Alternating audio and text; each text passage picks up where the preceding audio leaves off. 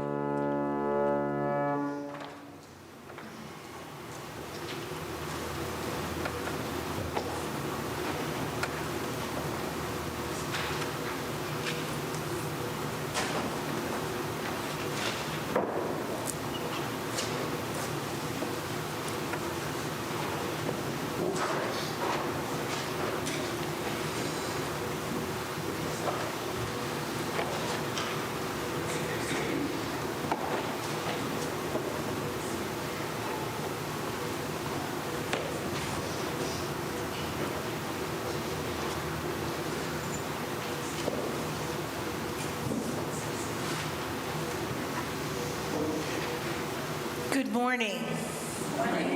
So wonderful to see all your faces this morning. It's such a comfort to be amongst you. Welcome to this place made perfect by your presence, your fear, your love, your compassion, your joy, your struggle. All of you is welcome here. All of you is supported by one another. You are always safe here. This is your sanctuary. We will strive together to comfort one another, to support you, and to support the world. Welcome to this place.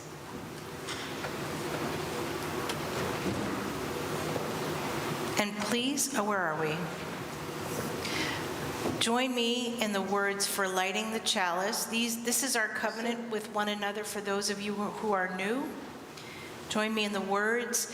This is our sacred promise to gather together in peace, to seek truth in love, to serve human need, so that all shall grow in harmony with the divine. And stand as you're able and join me in singing hymn number 1017 in the teal hymnal. And Ellie's going to help us. It's a newish hymn, so she's going to set the tone with the choir. So while the choir is standing up here, I would encourage you, if you read music, to open up your teal hymnals, and so that you can follow along. And I'm going to play through the song one time. Oh, okay. Oh, there is no slide for this one, so you need to use your teal hymnal. So we're just going to sing through the first verse once so you can hear it. 1, 2. We are building a new way. We are building a new way. We are building a new way, feeling stronger every day. We are building a new way.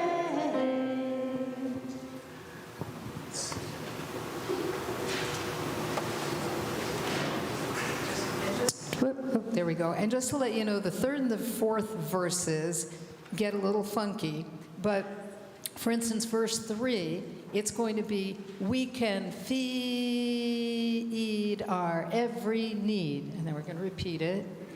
We can feed our every need.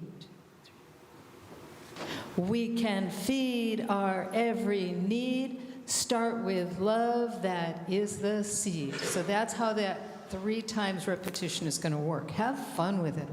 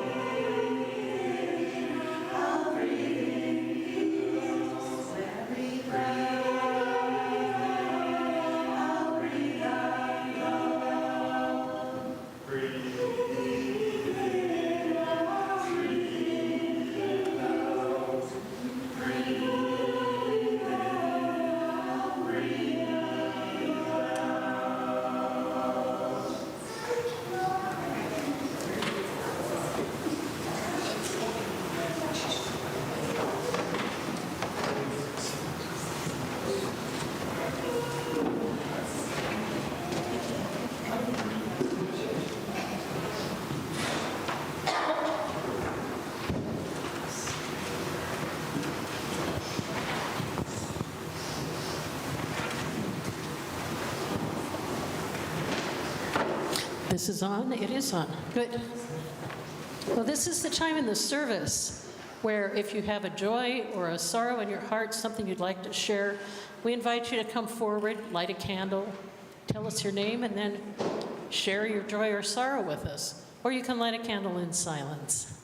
This isn't a time for political announcements or announcements of any kind, actually. So I invite you now to come forward. And I want to start today by lighting a candle for Diane, who would have been here as the worship associate, but she's out with a had a little cardiac incident, and she's doing okay. So.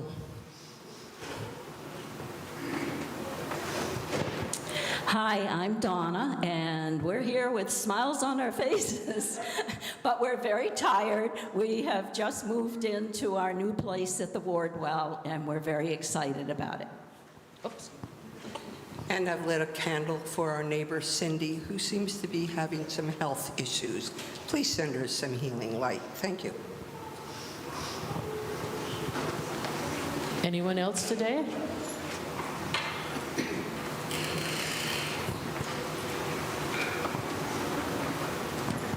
Hi, I lit a candle. I'm Ellie. I lit a candle this morning for our dog Poco, who ended up having like a skin thing under his chin, and we had to shave all his beautiful hair off. And he also has a raging double ear infection, so we got him on treatment, and he's doing better, and he's such a good boy. But anyway, prayers for my Poco.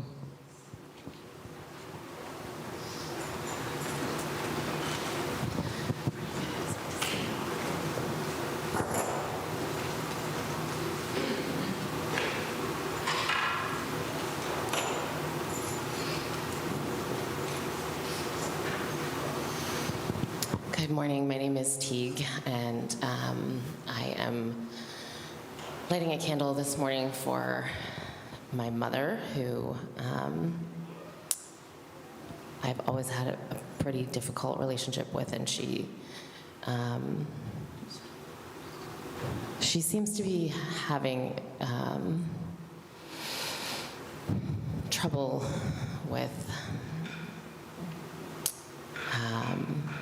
how to say this.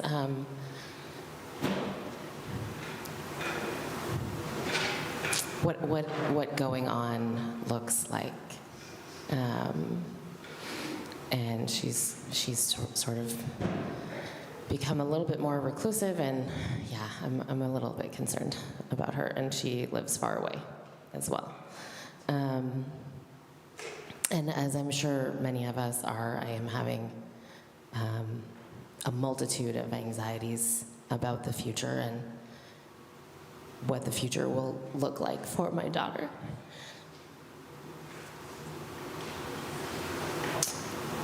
And so many of my friends and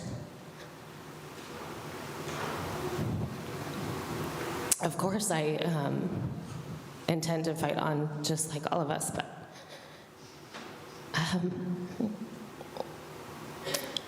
all week I've been furious, and now getting to that next stage, so hopefully we can get to a better place. Thanks for listening.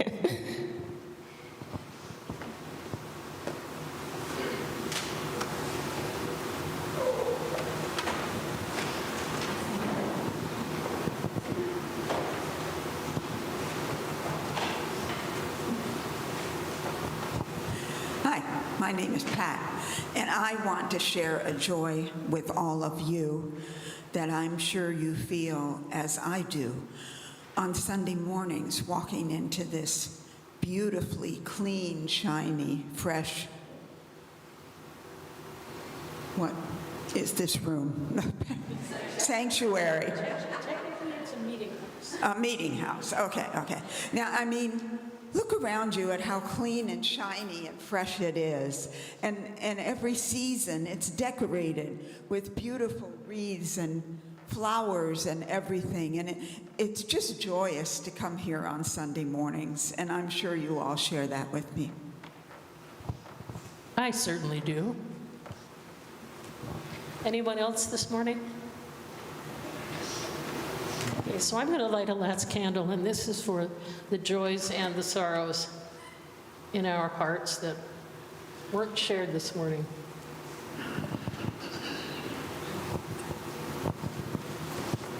And let's hold for a moment and just sit with what we've heard.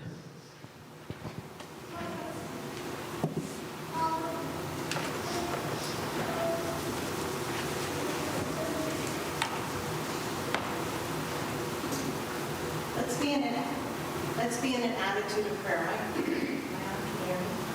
Very good. Just scream. Just see if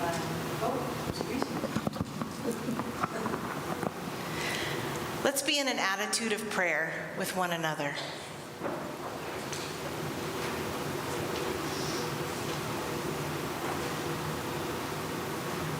Amazing source of all creation, you've gathered us here together for many reasons, but you've gathered us together in our whole selves, in our total being, in all that we feel and all that we carry. And you gather us together so that we can help each other shoulder the burdens, and we can help each other celebrate the joys. You've heard what's on our hearts this morning, both the joys and the challenges. We hold those up in the light. Let's not keep our burdens from one another. Let us trust that we are here to be there for one another in all times, and that we truly are welcomed in our full selves. We hold this in gratitude and awe. Amen.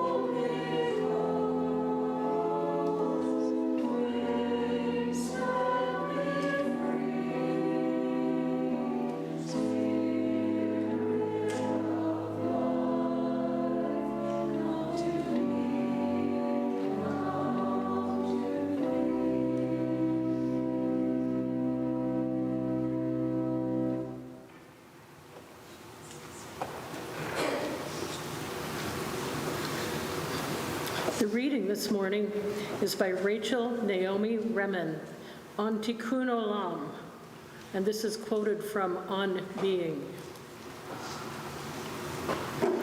The whole human race is a response to this accident of creation. We are here because we are born with the capacity to find the hidden light in all events and all people, to lift it up and make it visible once again, and thereby to restore the innate wholeness of the world. It's a very important story for our times, and this task is called Tikkum Olam in Hebrew. It means the restoration of the world. And this is, of course, a collective task. It involves all people who have ever been born, all people presently alive, and all people yet to be born. We are all healers of the world, and that story opens a sense of possibility. It's not about healing the world by making a huge difference. It's about healing the world that touches you, that's around you.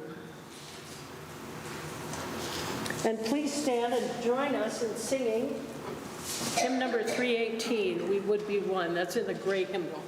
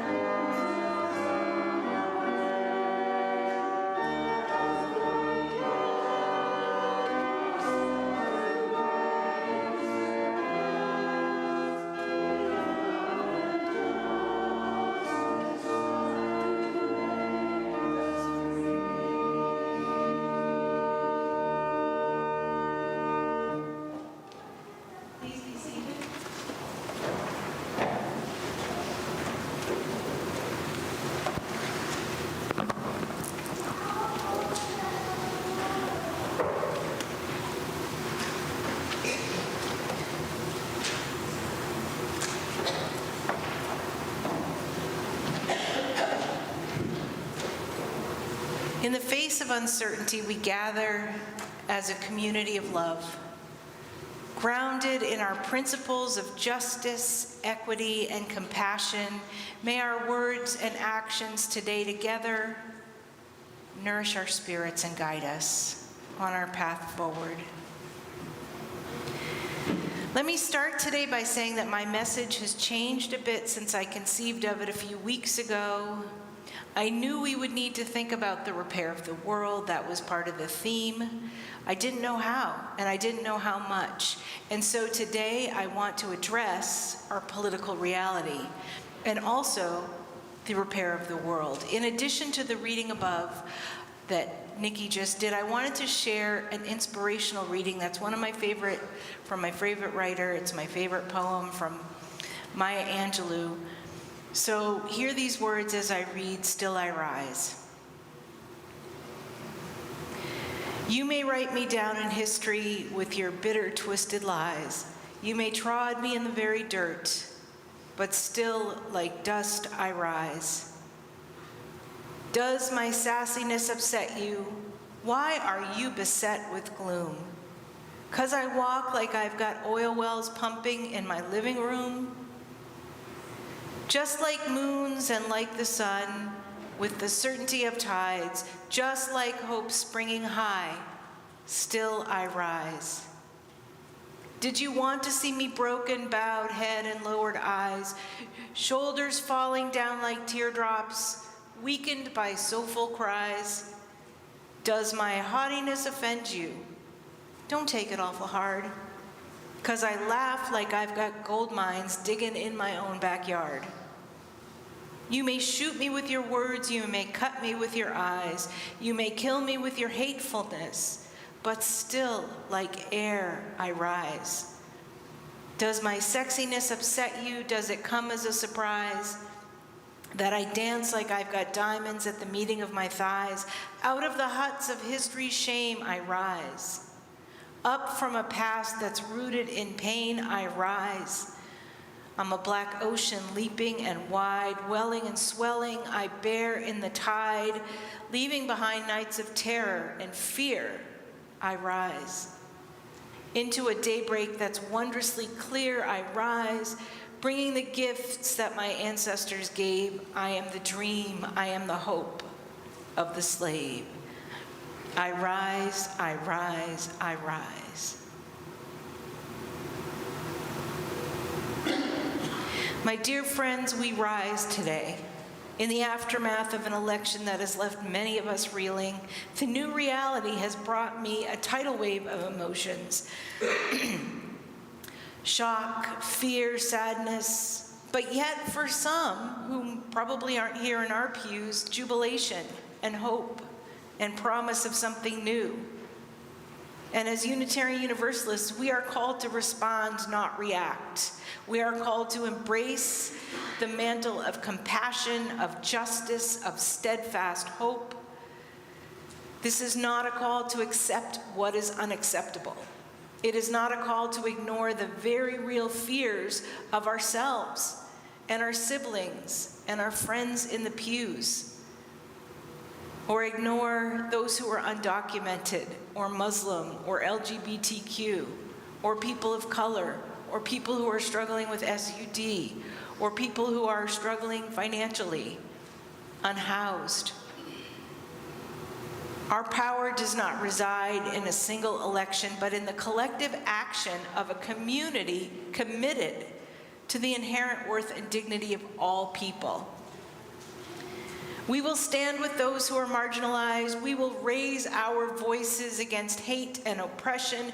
We, just as we have in the face of slavery, against women's right for the vote, and beside the LGBTQ community in their struggle for equality, the road ahead will be challenging, but we have never been a people to shrink away from a fight when compassion and justice call us forth. Part of our identity is encapsulated in the flaming chalice that is symbolized. It's the symbol of resistance to Nazi tyranny that highlighted a safe place for those oppressed, or even worse, during the time of the Holocaust. We will be that safe haven again. In the many ways it's going to be needed. Safe haven for free thinking, for social action, and as a sanctuary as well, for those who need that. A sanctuary where we will come together to support each other and support others.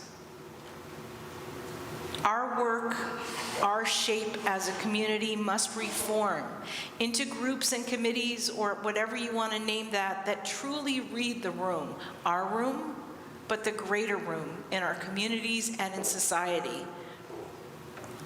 We have to understand what's going on so that we can respond.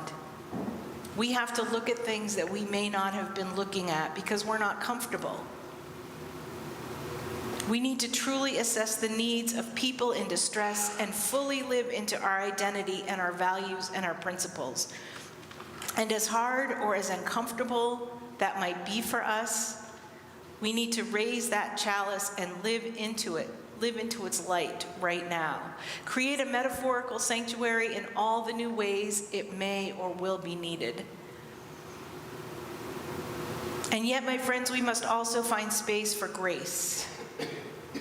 For those who voted differently than us, we must remember that they are not our enemies. They are our brothers and sisters and friends and relatives. We may not understand their choices, but our principles call us to seek that understanding even as we stand firm in our own convictions. There have been divides in this country and our community, wounds that have not been tended, issues that have not been listened to, needs that have not been met. We must consider that we are a part of that conversation, and we need to remain a part of that conversation. I don't believe there's a way forward without that being a part of our perspective and our attention as well. And our community lives on and thrives on being a container for all those who are living in the community. A community that is a family as well. The living and the dying, the celebrating, the paying of bills, the cleaning of the sanctuary, as was said before, the singing, the organ, all of the beautiful ways we are together as a family, that's a place that we have to emphasize now, because we need that to feed our souls. This is a moment to remember who we are and where we came from. It is a moment where we check our principles and map a way to live into them fully. It's not a test of your spirituality when it's easy. It's a test of your spirituality when it's hard. And it might be hard right now for some. And we're in it together. It's a moment to recommit ourselves to the beloved community we wish to see even beyond these four walls, grounded in love, justice, and compassion. So that's what came to me after the election. And this was going to be a short sermon because we have a safety plan to do afterwards, but now I'm going to tell you what I was really going to say. So perhaps less specific about where we are today, but no less relevant, I want to explore the beautiful concept from the Jewish tradition that resonates deeply with us as Unitarian Universalists. And it's called Tikkun Olam, or the repair of the world. While its roots are in Judaism, the idea of working to heal the world's brokenness is a call to action that transcends religious boundaries and speaks to the heart of our faith. In the Jewish tradition, Tikkun Olam is more about than just patching things up. It's a place where greater transformation is expected and wanted. It recognizes that the world is imperfect, but that is within our power to effect change in that world. This is clearly not a task for the distant future, but a calling for us now, especially now. And we won't be in this alone. There are more UUs around the state, around the world, and scores of others who are not us, who are elbows deep, neck deep in this work, doing this work tirelessly.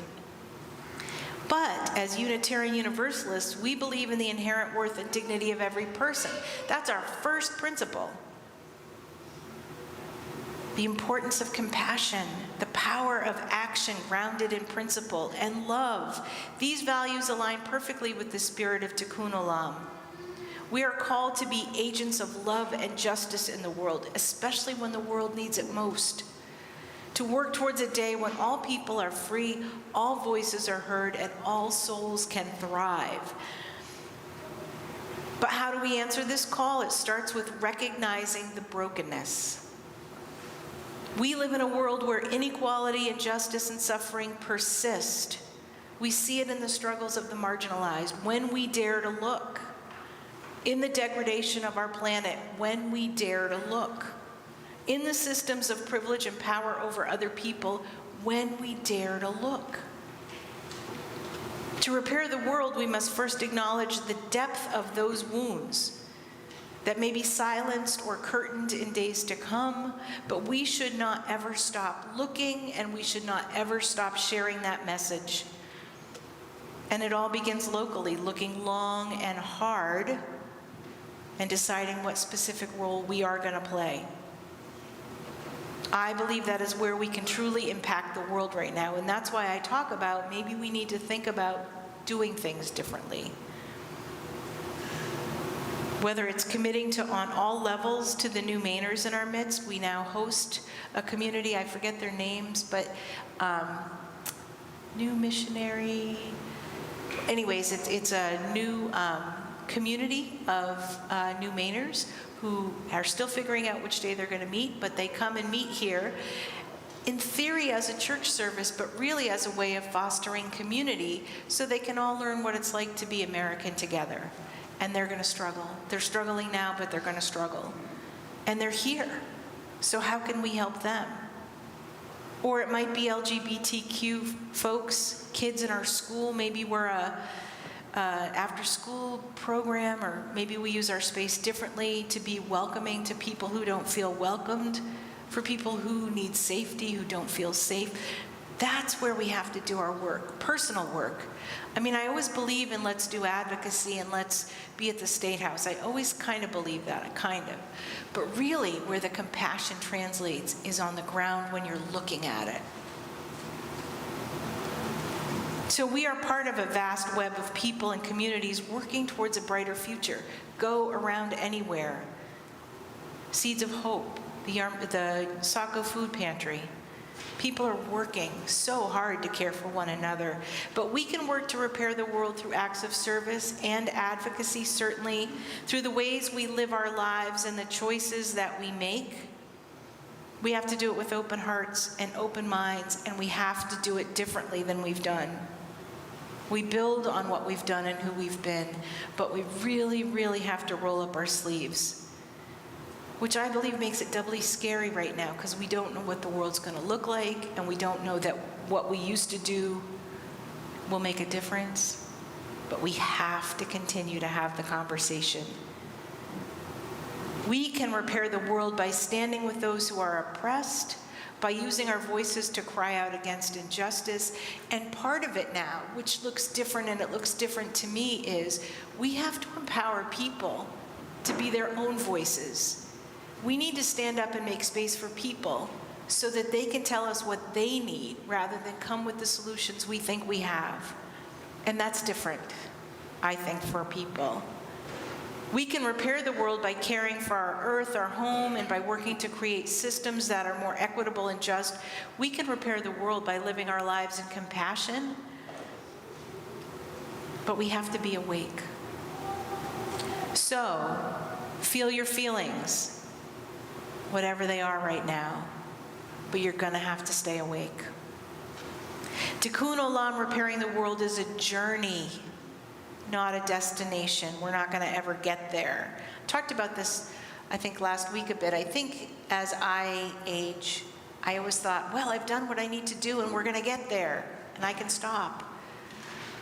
But doing that work of justice and compassion means you're always on the journey. You never arrive, sadly. Can't retire from justice and compassion. It's a call to lifelong commitment, to perseverance, to hope. I talked about remaining cheerful, and I don't mean now's the time for optimism. I don't mean that. I don't think about cheap grace or Pollyannaism. I wrote a little bit about that too. But it is our absolute spiritual principle to remain hopeful, because change will come. We will be that change, and we'll be that change together. My true theology, which is probably boring, but I'm going to share it anyway, is that love and creative energy of the source of all creation is in the messy margins. It's not in the creative energy of the world, isn't necessarily into things when they're going right. We have to be challenged in our beliefs. We have to be challenged in our lives to really see life and love unfold. And in these fiery edges of chaos that are definitely happening now, we are weaving into those, right? That's what's happening right now. And I wanted to stay away from platitudes. If you've been on Facebook, they're everywhere. But two really spoke to me, and I wanted to share them.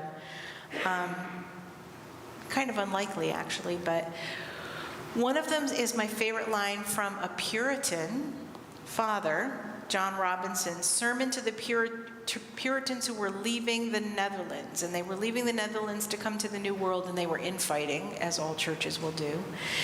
And he said, "There is still more truth and light to break free," that's the quote, "from the gospel." And I'm riffing off that by saying the truth is yet fully revealed for all that's happening politically, religiously, The path is uncharted.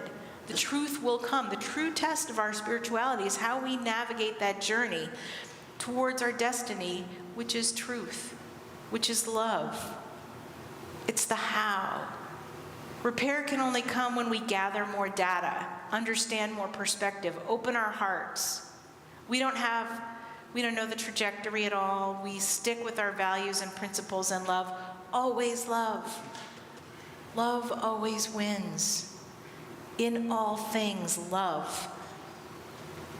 And the second platitude is my favorite advertising line, crafted by the United Church of Christ, and it speaks to me very clearly.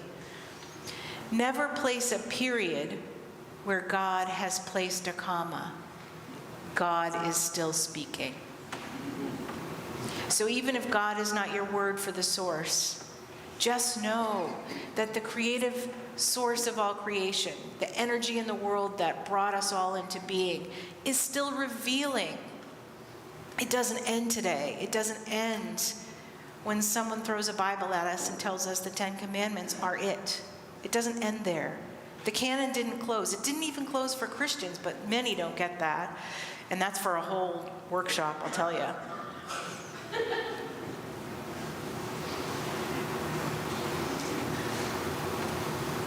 We are the revelation of the source of all creation, or whatever you call it.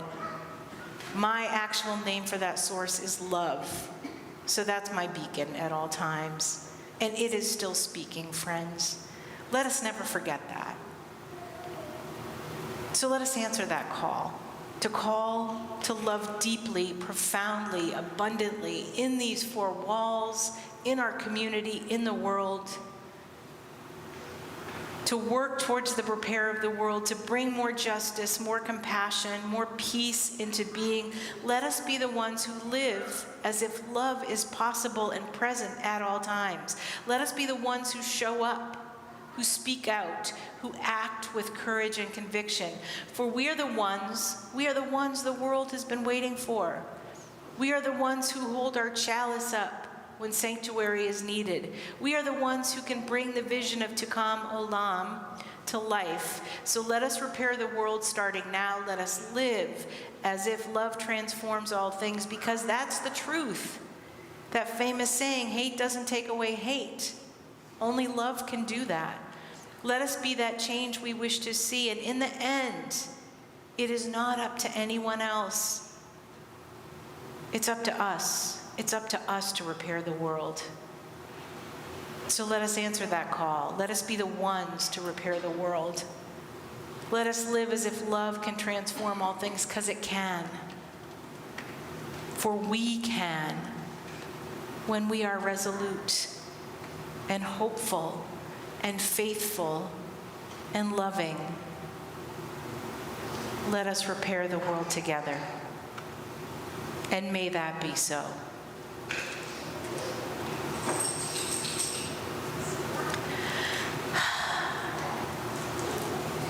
When we gather together as a community, we bring the gifts of ourselves, our hearts, our spirits, our time, our energy, our talents, and skills to support the work of the church here, within our walls, and in the broader community. We also give the gift of generosity, giving of what we have so the work can continue. As always, half our offering goes out into the larger community to organizations doing great work. This month, we're sharing with the Saco Food Pantry. If you're watching from home, donations may be made through the Give button at the top of the webpage, uuchurchsacobiddeford.com, or checks can be mailed to UUCSB 60 School Street, Saco, Maine, 04072. This morning's offering will now be received.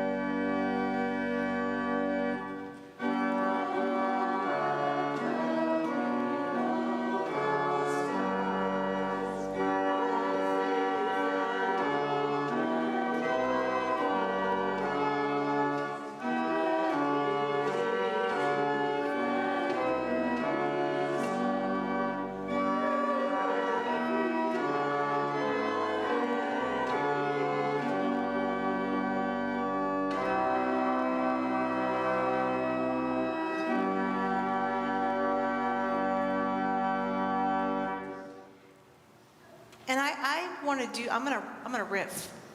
I don't want to extinguish the chalice today. I want to leave it on, at least through our safety meetings. So let's go straight to hymn number 131, Love Will Guide Us.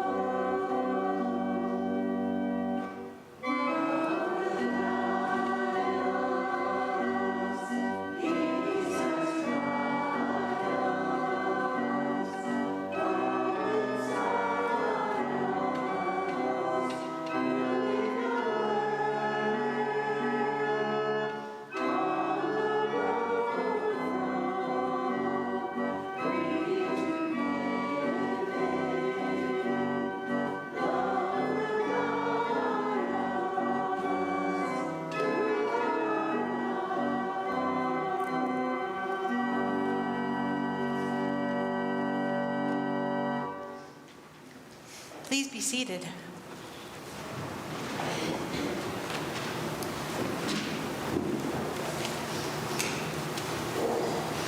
It's the journey, friends, and as you go from the sanctuary today, let us carry that light of hope.